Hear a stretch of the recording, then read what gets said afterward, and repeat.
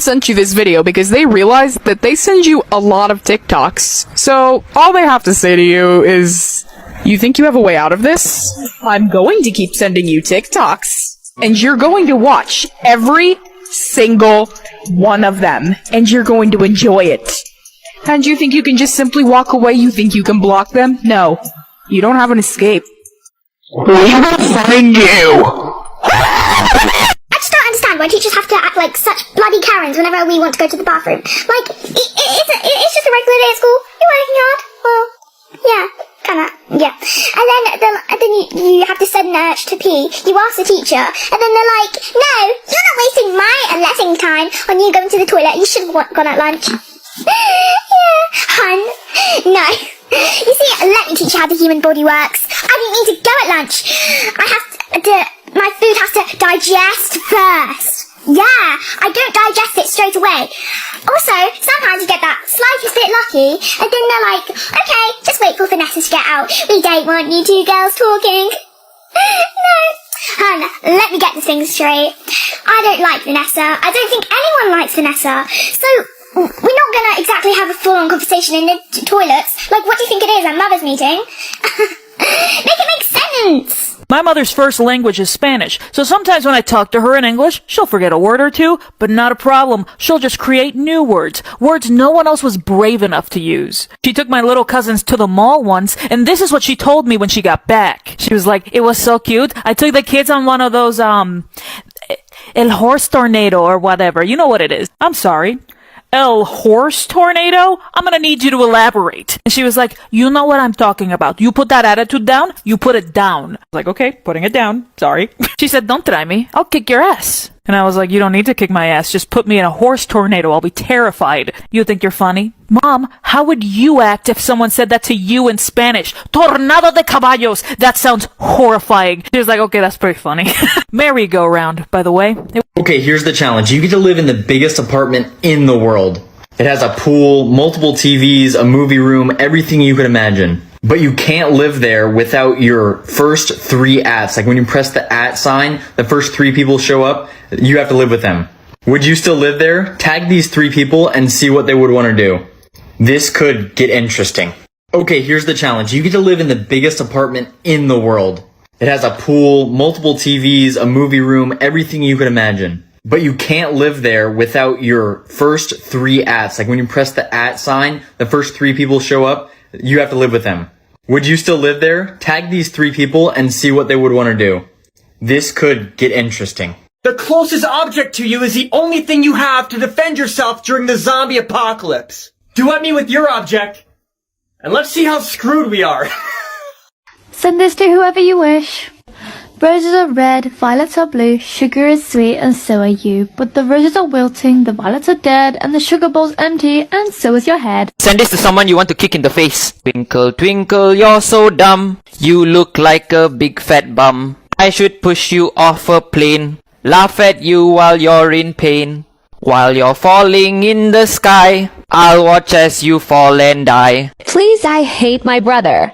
Bro, you're not even supposed to come in yet! Stop being such a Karen! I can't be a Karen. What kind of Karen likes anime? How are unicorns fake but a giraffe is real?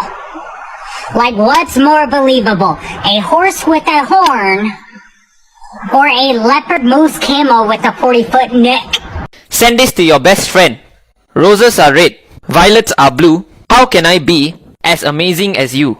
I'd love to spend some time together, you and me, always forever. My brother had always been my best friend. We were together all the time. I didn't have many friends at school, but I never felt lonely because of my brother, who was always by my side. We were not rich and didn't have much, but our family was still happy. We were happy all 4 of us were together and loved each other very much. The best part of my days was the nights when my parents would return from work and we all sat on the couch and watched funny movies while eating candy. All of us laughed to tears, but my brother's laugh was the loudest. He was the most cheerful person I had ever seen. Just being with him would make your tension and worries disappear. I loved him and I could always see in his eyes that he loved me too. I could say that my brother was famous. They met my brother. Maybe that's why everyone loved and respected him. But he never cared for fame. He was like an innocent child who only wants to make everyone happy around him. Our parents worked very hard to make sure my brother and I had everything we needed. They worked almost 12 hours a day and came home exhausted, but they always had time for us. I never felt abandoned. On the contrary, I felt loved. I was sure even the richest families were not as happy as we were. Even though our parents always had massive eye bags and looked sleep deprived, they never were strict and tried to hide their exhaustion when they were with us. "I just want to remember the old days," said my brother, and smiled at me.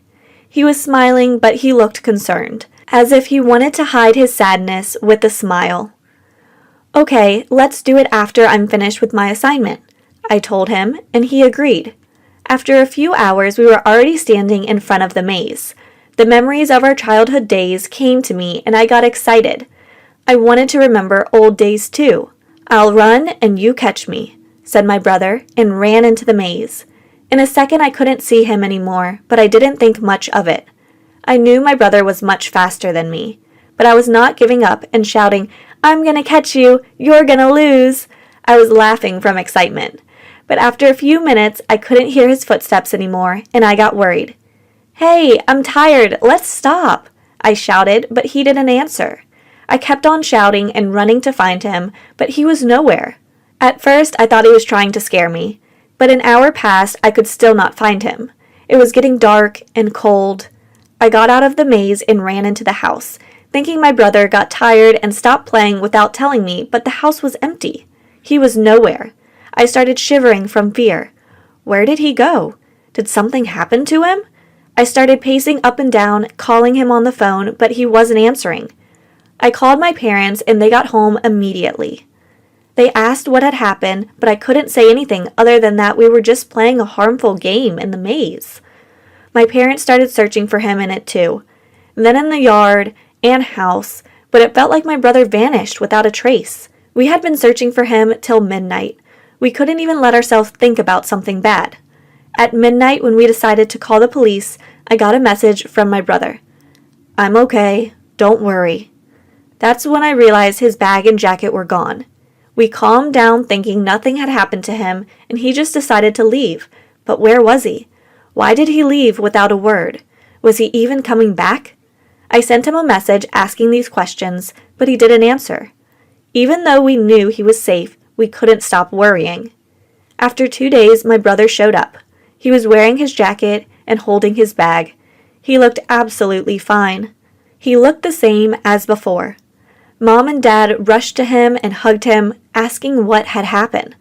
My mom was crying from happiness and worry at the same time.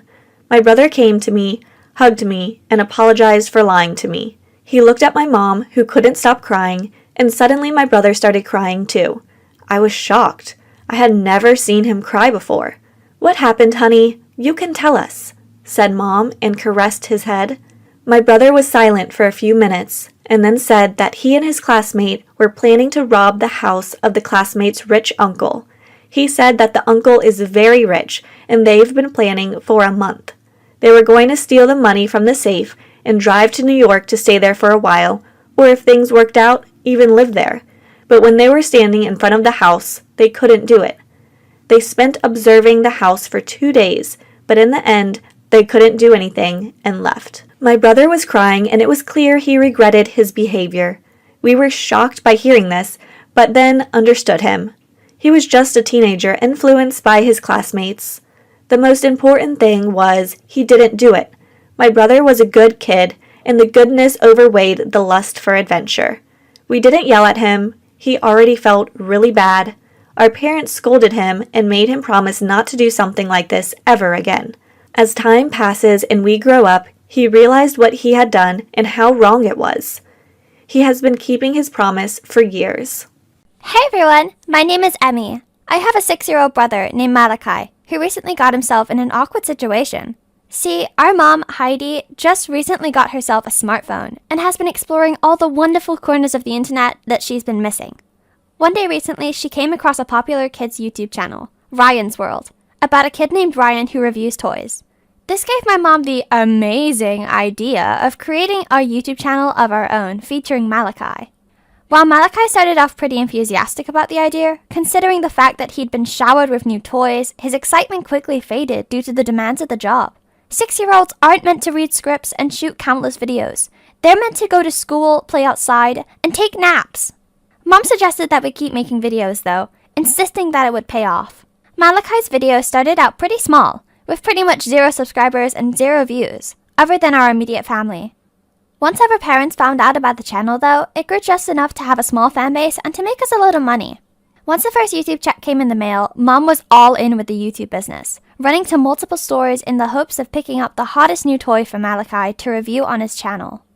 Despite the channel revolving around Malachi and his opinions on the toys, it quickly became a stressful series of photo shoots, training to read sponsored messages, and doing takes over and over to convey certain emotions just right.